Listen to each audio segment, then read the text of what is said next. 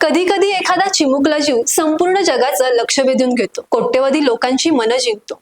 मात्र त्या घटनेमागं एक दास्तान असते. ती कधी सुखाची असते तर कधी दुःखाची.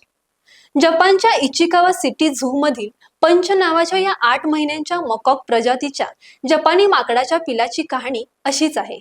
आईच्या नकाराची, एकटेपणाची आणि संघर्षाची. 26 जुलै 2025 रोजी जन्मलेल्या पंचला त्याच्या आईनं जन्मताच नाकारलं, कारण त्या काळात भयंकर उष्णतेची लाट सक्रिय होती आणि कठीण प्रसूतीमुळे त्याची आई त्याला स्वीकारू शकली नाही. त्याला आईने झिडकारले. प्राणी संग्रहालयातील कर्मचाऱ्यांच्या ते लक्षात आलं. त्याची आबाळ होऊ लागली हेही त्यांना कळून चुकलं.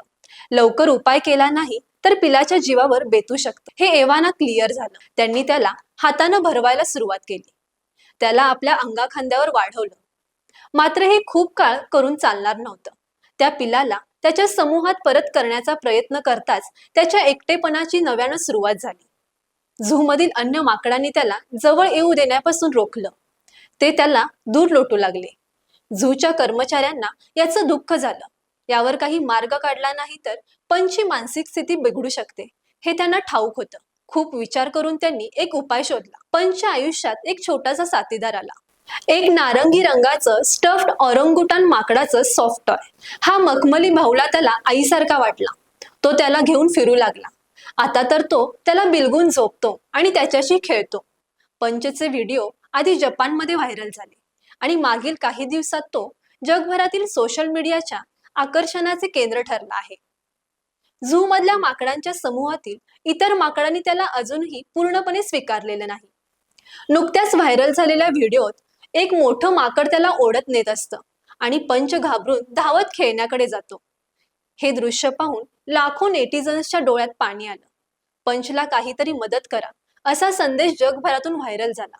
आपल्या झू मधील हा छोटा जीव जगाच्या केंद्रस्थानी आल्यावर तिथल्या कर्मचाऱ्यांनी खुलासा केला की पंचला गंभीर इजा झाली नसून हे फक्त स्कोल्डिंग आहे आणि तो हळूहळू समूहात मिसळतोय.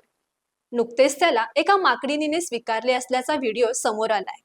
त्यांचे नाते दृढ व्हायला पाहिजे. पंचची माहिती व्हायरल होताच या झूला भेट देणाऱ्या लोकांच्या संख्येत लक्षणीय वाढ होते. मात्र हेच जग अन्यत्र लाखो बालके अनाथ होत असताना मूक असते.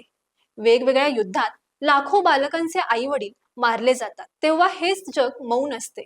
माणसाच्या भावना आता यंत्रवत झाल्या आहेत. त्याच्या जडणघडणीतील बारकाव्यावर अवलंबून राहत आहेत. कदाचित या जाणीवांना नवा पाजर फुटण्याचे काम पंचच्या घटनेने केले आणि आपल्या अंतःकरणातील ही जिव्हाळा माया नित्य एकसारखी जपता आली तर पंचच्या संघर्षाचे फळ खूप मधाळ असेल असे म्हणता येईल.